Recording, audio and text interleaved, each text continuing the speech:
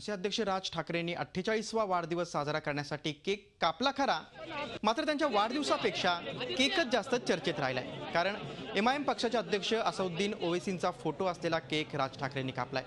मनसेच्या कार्यकर्त्यांनी मोठ्या उत्साहात ओवैसींचं चित्र असलेला केक राज ठाकरेंपुढे आणला आणि राज यांनीही त्यावर चाकू फिरवला। राज यांच्या या कृतीवर MIMच्या आमदारांनी जोरदार टीका केली। राज ठाकरे म्हणजे विझणारा दिवा असण्याची सणसणीत टीका वारिस पठाण यांनी केली। यापूर्वीही राज ठाकरेंनी भैया नावाचा केक कापल्यानं वाद निर्माण झाला होता, त्यामुळे आता या केकवरून देखील वाद निर्माण होण्याची शक्यता आहे।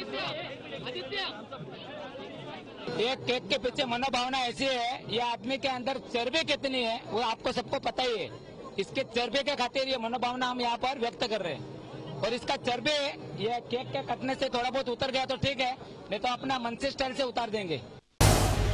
झी 24 तास रहा एक पाऊल पुढे।